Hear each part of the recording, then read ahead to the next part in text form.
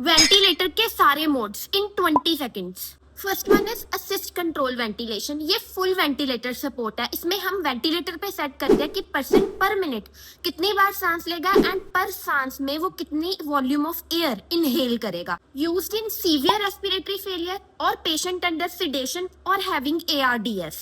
Second one, synchronized intermittent mandatory ventilation. It is a partial ventilator support mode.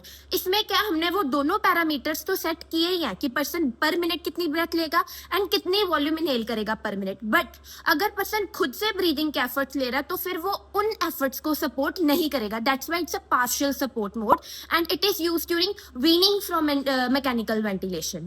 Third one, pressure support ventilation. इसमें क्या person is able to initiate breath on its own. बस हम कुछ pressure के साथ inhale करवा रहे हैं धक्के से एक सेट अमाउंट ऑफ एयर। ये हम उन पेशेंट्स में यूज करते हैं those who are recovering from respiratory failure. मतलब patient is able to breathe on its on but हम प्रेशर के साथ एक सेट अमाउंट ऑफ एयर को इनहेल करवा रहे हैं खुद से। Fourth one, pressure controlled ventilation. इसमें भी हम वेंटिलेशन करवा रहे हैं प्रेशर के ही साथ बट प्रेशर कंट्रोल्ड होगा। क्यों?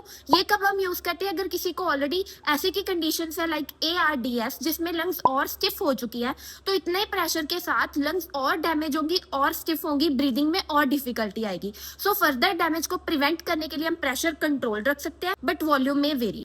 Fifth one, volume controlled ventilation. इसमें प्रेशर वेरी कर सकता है बट वॉल्यूम फिक्स्ड है। ये हम किन केसेस में यूज करते हैं? जिनको अभी अभी हमने इंट्यूबेट किया है, जो पर्सन डीसैचुरेट हो रहे थे एंड हमने desired amount of oxygen deliver करनी ही करनी है चाहे प्रेशर जितना मर्जी लगे।